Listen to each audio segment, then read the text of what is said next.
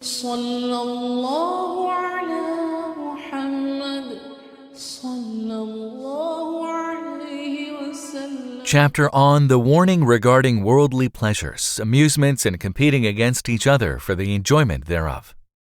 Narrated Amr bin Auf, an ally of the tribe of Bani Amir bin Lu'ay, and one of those who had witnessed the battle of Badr with Allah's Messenger, peace be upon him. Allah's Messenger, peace be upon him, sent Abu Ubaidah bin al-Jarrah to Bahrain to collect the jizya, tax. Allah's Messenger, peace be upon him, had concluded a peace treaty with the people of Bahrain and appointed Al-Ala bin al-Hadrami as their chief. Abu Ubaidah arrived from Bahrain with the money. The Ansar heard of Abu Ubaidah's arrival, which coincided with the Fajr Salah, prayer, led by Allah's Messenger, peace be upon him. When the Prophet, peace be upon him, finished the Salah, prayer, they came to him. Allah's Messenger, peace be upon him, smiled when he saw them and said, "I think you have heard of the arrival of Abu Ubaidah and that he has brought something." They replied, "Yes, O Allah's Messenger, peace be upon him." He said, "Have the good news and hope for what will please you. By Allah, I am not afraid that you will become poor, but I am afraid that worldly wealth will be given to you in abundance as it was given to those nations before you, and you will start competing each other for it as the previous nations competed for it, and then it will divert you from good as it diverted them." Narrated Uqba bin Amir, the Prophet, peace be upon him, went out and offered the funeral, salah, prayer for the martyrs of the Battle of Uhud, and then ascended the pulpit and said, "I am your predecessor, and I am a witness against you. By Allah, I am now looking at my Haud, Al-Kawthar, and I have been given the keys of the treasures of the earth," or he said, "the keys of the earth. By Allah, I am not afraid that after me you will worship others besides Allah, but I am afraid that you will start competing for the pleasures of this world." Narrated Abu Sa'id al-Khudri, may Allah be pleased with him, Allah's Messenger, peace be upon him, said, "The thing I am afraid of most for your sake is the worldly blessings which Allah will bring forth to you." It was said, "What are the blessings of this world?" The Prophet, peace be upon him, said, "The pleasures of the world." A man said, "Can the good bring forth evil?" The Prophet, peace be upon him, kept quiet for a while till we thought that he was being inspired divinely. Then he started removing the sweat from his forehead and said, "Where is the questioner?" That man said, "I am present."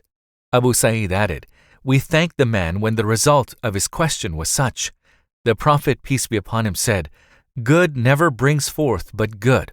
This wealth of the world is like green and sweet fruit, and all the vegetation which grows on the bank of a stream either kills or nearly kills the animal that eats too much of it, except the animal that eats the khadira, a kind of vegetation. Such an animal eats till its stomach is full. Then it faces the sun and starts ruminating, and then it passes out dung and urine and goes to eat again. This worldly wealth is like sweet fruit, and if a person earns it, the wealth in a legal way, and spends it properly, then it is an excellent helper, and whoever earns it in an illegal way, he will be like the one who eats but is never satisfied." Footnote: One should not be greedy, for greed brings about destruction. Good itself does not produce evil. What produces evil is the wrong way we adopt in managing what is originally good. Narrated Zahdam bin Mudarrib, Imran bin Hussein, may Allah be pleased with him, said, the Prophet, peace be upon him, said, "The best amongst you people are my contemporaries, that is, the present, my century, generation, and then those who come after them, that is, the next century, generation." Imran added, "I am not sure whether the Prophet, peace be upon him, mentioned 2 or 3 centuries generations after your present century, generation." The Prophet, peace be upon him, added, "And after them there will come people who will bear witness, though they will not be asked to give their witness, and they will be dishonest and will not be trustworthy, and they will make vows but will not fulfill them, and fatness will appear among them." See Volume 3, Hadith number 2651. Narrated Abdullah, may Allah be pleased with him, the Prophet, peace be upon him, said, "The best people are those of my century, generation, and then those who will come after them, the next century, generation, and then those who will come after them, that is, the next century, generation, and then after them there will come people whose witness will precede their oaths, and whose oaths will precede their witness. See Volume 3, Hadith number 2652. Narrated Qas. I heard Khabab, who had branded his abdomen with 7 brands, saying, "Had Allah's Messenger, peace be upon him, not forbidden us to invoke Allah for death, I would have invoked Allah for death. The companions of Muhammad, peace be upon him, have left this world without taking anything of their reward in it. That is, they will have perfect reward in the hereafter. But we have collected of the worldly wealth that we cannot spend but on earth, that is, on building houses." Footnote: Khabab was sick and therefore he branded his abdomen as a kind of treatment.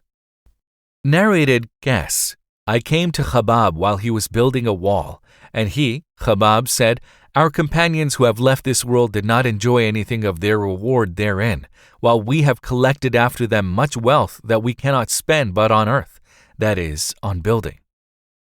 Narrated Khabab, may Allah be pleased with him, we emigrated with the Prophet, peace be upon him.